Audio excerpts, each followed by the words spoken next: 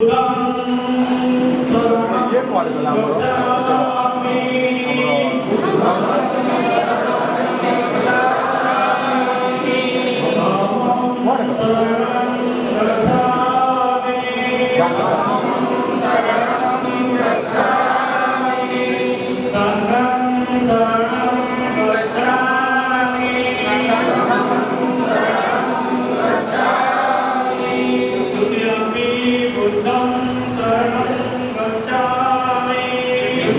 Light चलती light मोर phone light हो live live MN TV आन मो फोन हो जोटा एमएनटीवी मोबाइल का सटे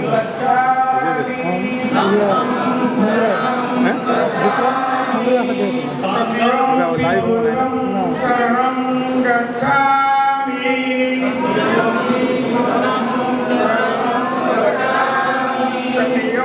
धम्मं शरणं गच्छामि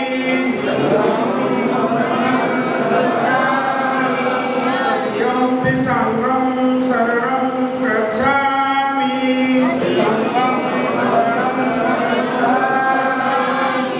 साधु साधु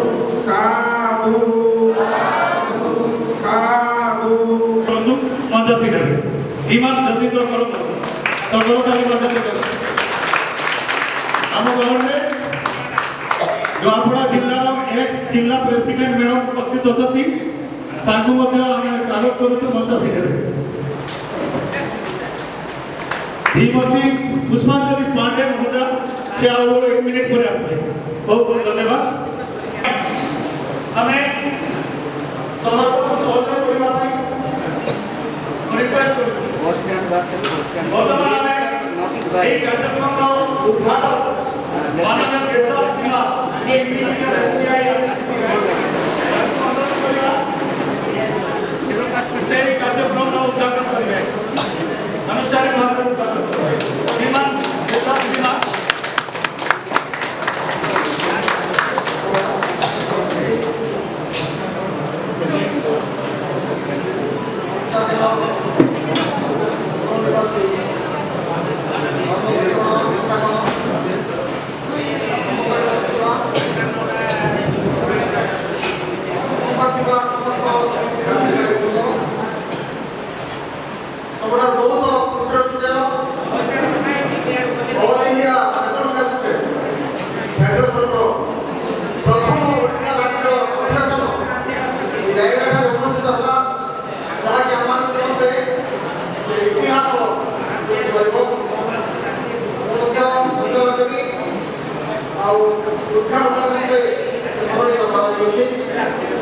विशेषकर अनुसूचित जाति तथा मूल निवासी समाजर समस्त कर्मचारी बुद्धिजीवी महिला युववर्ग विद्यार्थी तथा सामाजिक हितचिंतक समस्त को धन्यवाद जनाए उपस्थित समस्त को धन्यवाद जनाए आज सभा बहुत संख्या आसी आपने जन जनकर नाम पढ़ी बहुत समय हम समस्त को स्वागत कर मंच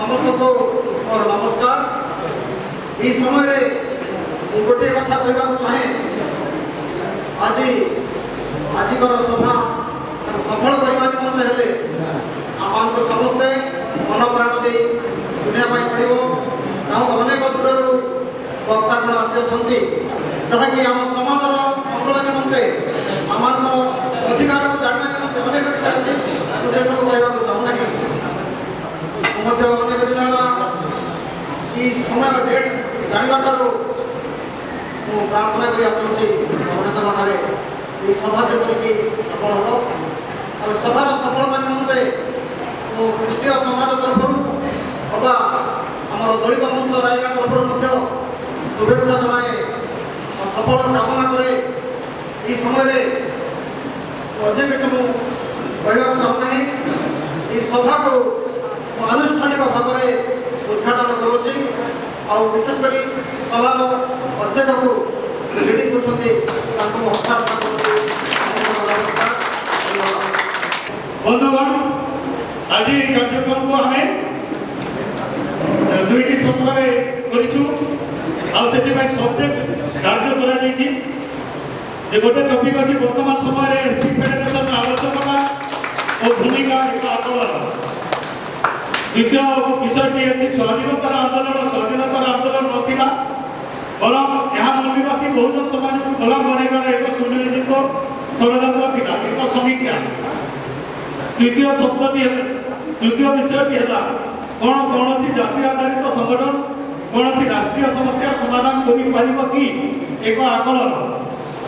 ଚତୁର୍ଥ ବିଷୟ ହେଲା ସ୍ୱାଧୀନତାର 75 ବର୍ଷ ବିତି ଯାଇଥିଲେ ସୁଦ୍ଧା ଆର୍ଟିକଲ 17 ବା ଆଟ୍ରୋସିଟି ଆକ୍ଟ କାର୍ଯ୍ୟକାରୀ ନ ହୋଇପାରିବା ଶାସକ ଜାତିର ଏକ ଷଡ଼ଯନ୍ତ୍ର ଅଟେ, ଏକ ଗମ୍ଭୀର ଚର୍ଚ୍ଚା।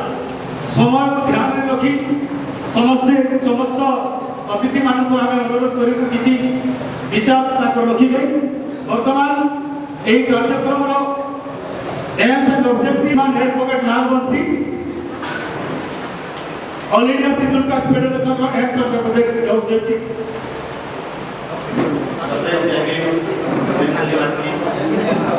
All India schedule caste federation के उड़ीसा राज्य के प्रथम अधिवेशन में आए हुए सभी मान्यवर अतिथि और उड़ीसा से अलग अलग एरिया से आए हुए सभी कार्यकर्तागण, मैं सभी का एक बार धन्यवाद ज्ञापन करता हूँ। All India schedule caste federation ये जो संगठन है, ये संगठन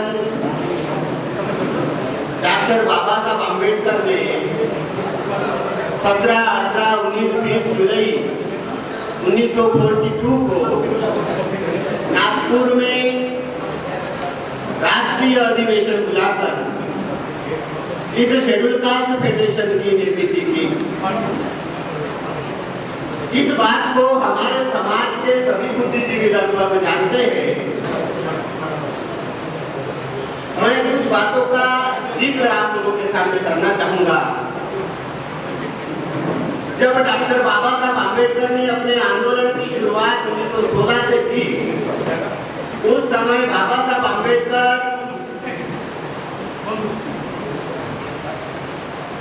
अपनी पढ़ाई खत्म करके जब भारत में आए, उस समय उनके पास अपना कोई संगठन नहीं था, अपना कोई स्टेज नहीं था।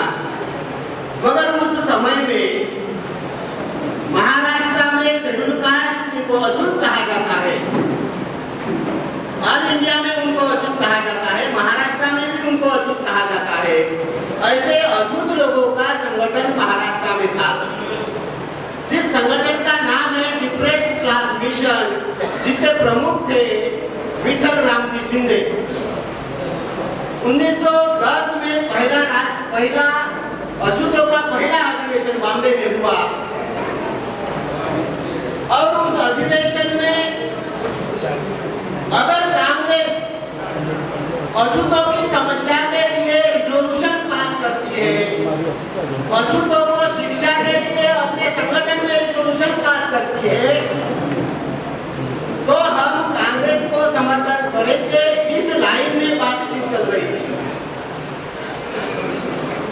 और 1917 की जो घटना भारत में घटित हुई, उस घटना ने भारत में बहुत बड़ा परिवर्तन आया।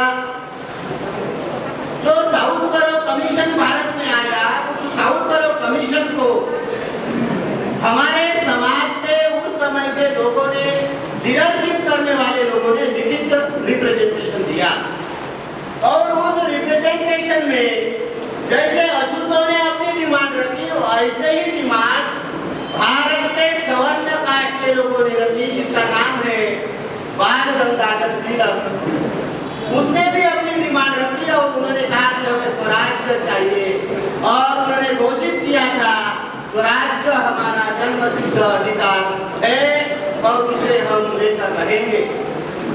बाबा साहब आम्बेडकर ने उस समय में अपनी प्रतिक्रिया एक आर्टिकल लिखकर एक महार नाम से एक आर्टिकल लिखा और उस आर्टिकल में बाबा साहब अम्बेडकर ने इस बात को कहा कि जो लोग अपने आजादी की स्वतंत्रता की बात कर रहे हैं उन लोगों को अपने देश के जो अछूत लोग हैं जो पीड़ित है दुखी है जिनको अछूत बनाकर रखा है उनको पहले आजाद करे।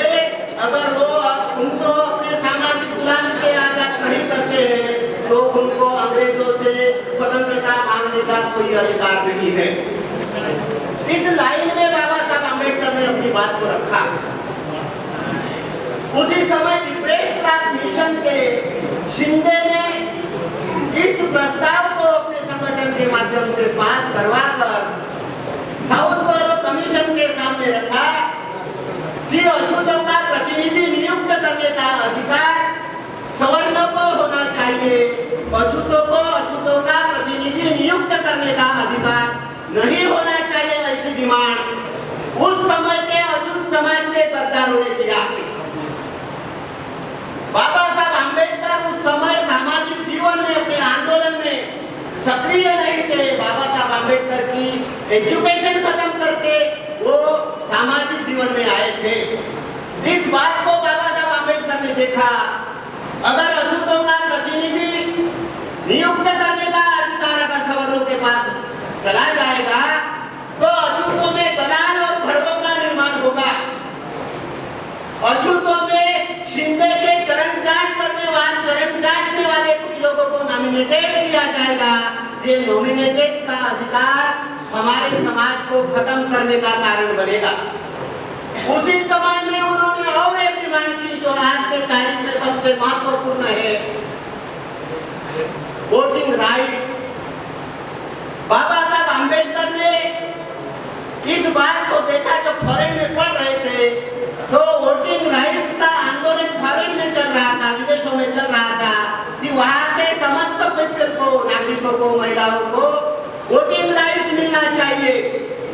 इस बात की बाबा साहब अम्बेडकर के पास जानकारी थी।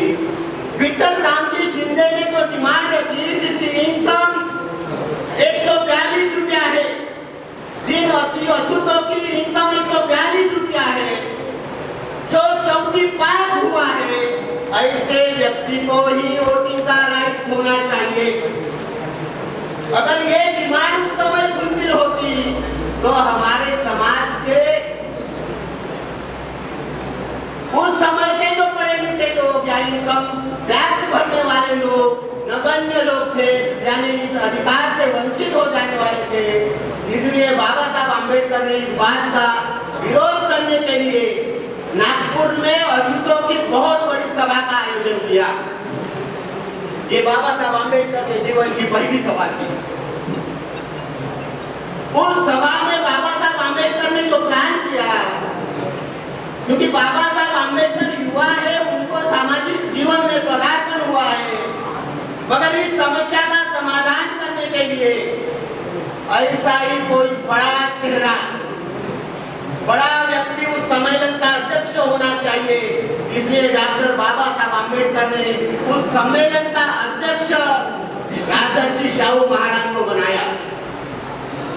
शाहू महाराज को अध्यक्ष बनाया और उस सम्मेलन में एक प्रस्ताव पास किया कि जो भी अछूतों के समाज के विरोध में काम करेगा उस संस्था के विरोध में प्रस्ताव पास किया जाएगा। जब ये खबर विठल रामजी शिंदे को लगी तो उन्होंने, विठल रामजी शिंदे ने महाराष्ट्र के रासू गवई का बाप गणेश आपका गवई, जो आज के तारीख में उसका लड़का सुप्रीम कोर्ट का जज है, सिंगल जज है तो सुप्रीम कोर्ट में शेड्यूल कास्ट का, उसका आजा बाबा साहब अम्बेडकर के 1932 में वो बाबा साहब अम्बेडकर के विरोध में गया, मगर 1920 में वो बाबा साहब अम्बेडकर के साथ थे।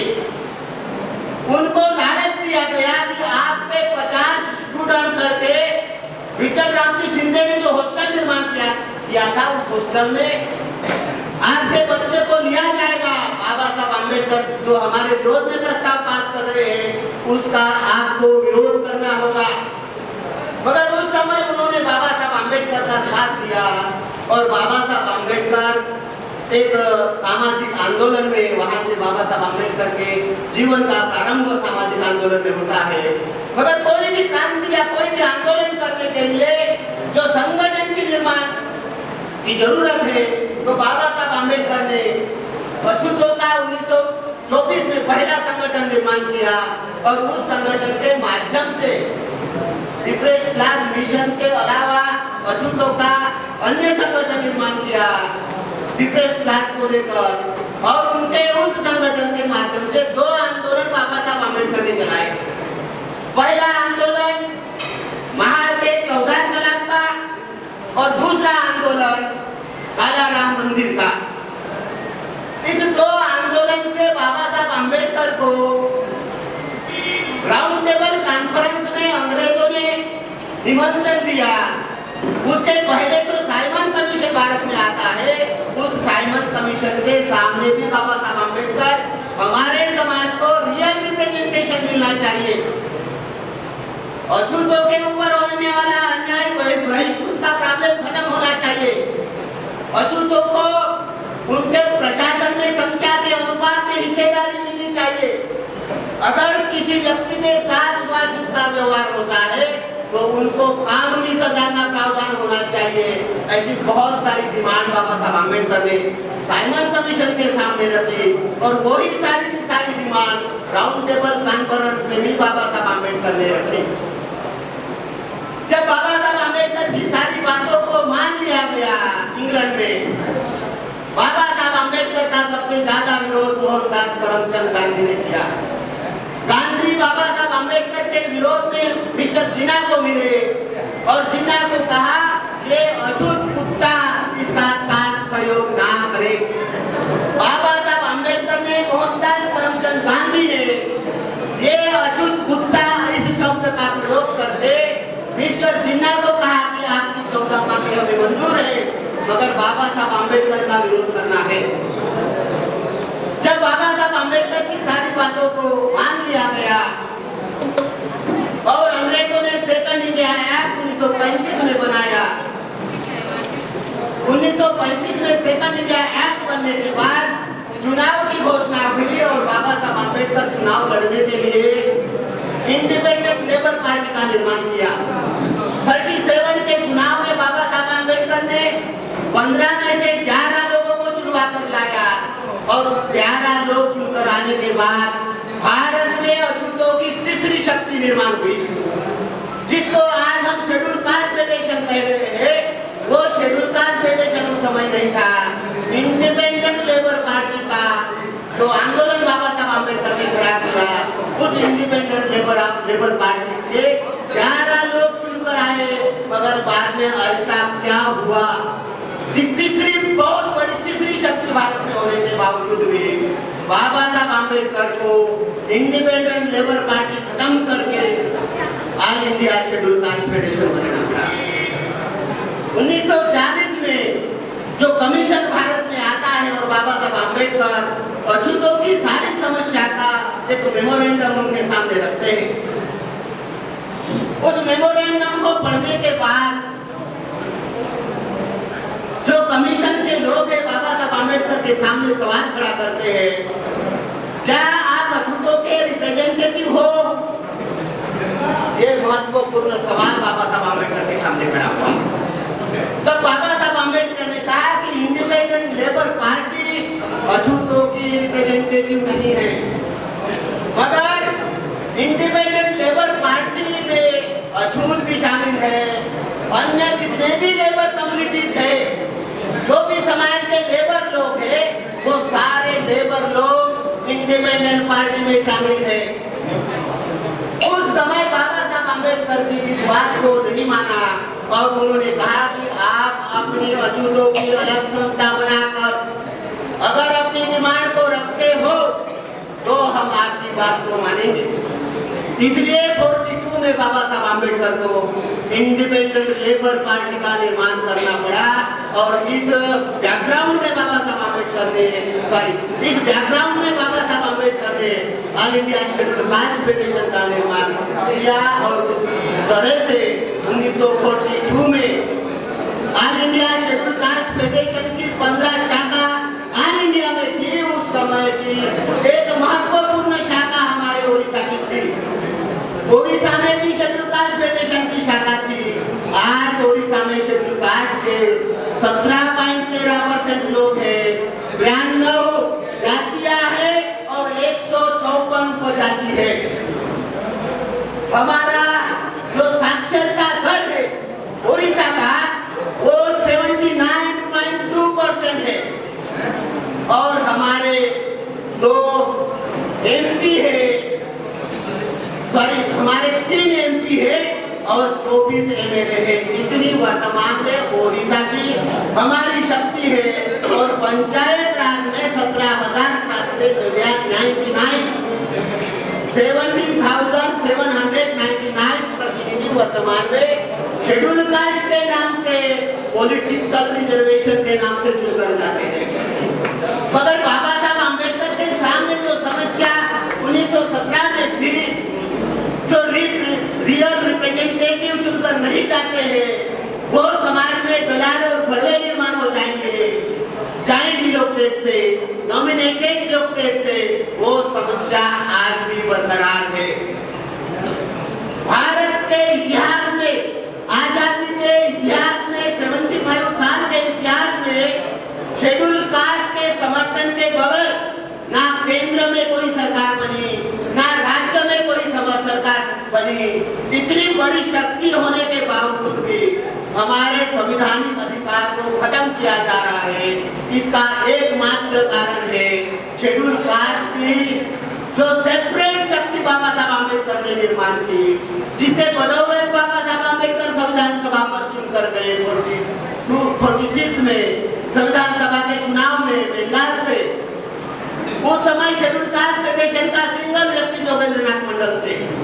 7 लोगों ने वोटिंग किया, 3 इंडिपेंडेंट थे, 3 कांग्रेस के अछूत थे, बाकी इंडिपेंडेंट थे। सिंगल शेड्यूल कास्ट का फेडरेशन का जोगेंद्रनाथ मंडल, इन लोगों ने बाबा साहब अम्बेडकर को चुनकर भेजा और बाबा साहब अम्बेडकर ने आज के तारीख में जो भी संवैधानिक राइट्स हम देखते हैं, भोग करते हैं, वो सारे अधिकार देने में कामयाब हो गए। आज की परिस्थिति हमारे बगैर कोई सरकार नहीं बनती, मगर हमारे समाज के दलाल और भड़ों के सहायता से सारे अधिकार खत्म किए जा रहे हैं। इसलिए शेड्यूल कास्ट का सेपरेट आंदोलन निर्माण हो, जैसे अलग अलग पार्टी के लोग शेड्यूल कास्ट का सेल बनाकर हमारे समाज को अपने अपने पार्टी में लाने के लिए सेल बनाकर गुलाम बना रहे हैं। इसलिए इस सेल की अन्य पार्टियों में जो सेल बना हुआ है शेड्यूल कास्ट का, उस सेल को भी खत्म करना होगा। ये सेल खत्म करने के लिए भी शेड्यूल कास्ट फेडरेशन की भूमिका रहेगी। संपूर्ण ओडिशा में 5 लाख से ऊपर जनसंख्या वाली सिर्फ 7 कास्ट है, जिसकी जनसंख्या 12 लाख से 5 लाख के भीतर है। और ये जनसंख्या सिर्फ 7 कम्युनिटी है, 7 जाति है। हमारी शेड्यूल कास्ट में ओडिशा की 93 जाति है। पहले नंबर की जाति पान है, दूसरे नंबर की जाति धिबर है, तीसरे नंबर की जाति डोम है, चौथे नंबर की गंडा है, 5वें नंबर की धोबा है, 6 नंबर की कंडरा है और 7 नंबर की बाउरी है। पान की जनसंख्या 12,05,099 और बाउरी की जनसंख्या 5,23,127 इतनी है। ऐसे परिस्थिति में हम अपने बलबूते पर हमारा कैंडिडेट चुनवा कर लाने के स्थिति में नहीं है। भारत की कोई भी संविधान कॉन्स्टिट्यूएंसी हो, कोई भी शेड्यूल कास्ट के सिर्फ शेड्यूल कास्ट के बलबूते पर हम चुनकर लाने के स्थिति में नहीं है। इसलिए बाबा साहब अम्बेडकर ने हमारा सेपरेट इलेक्टेड होना चाहिए। सेपरेट इलेक्टेड में अछूतों का प्रतिनिधि होगा और अछूत ही वोट करेगा तो हमारा सच्चा प्रतिनिधि चुनकर जाएगा। मगर वो परिस्थिति वर्तमान में नहीं है। आज के तारीख में जॉइंट इलेक्टेड आया और इस जॉइंट इलेक्टेड में सारे अधिकार खत्म कर दिए गए।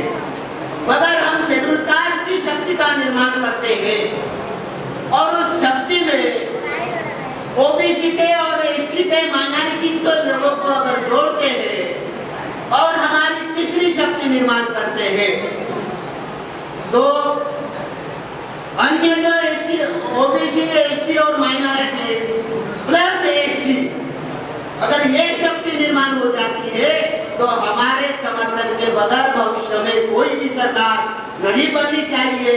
ये अगर शक्ति हम निर्माण करने में अगर कामयाब हो गए तो हम हमारे सारे अधिकारों को बचा सकते हैं, हमारे ऊपर होने वाला अन्याय को हम खत्म कर सकते हैं। इतनी बड़ी शक्ति वर्तमान में हमारी है।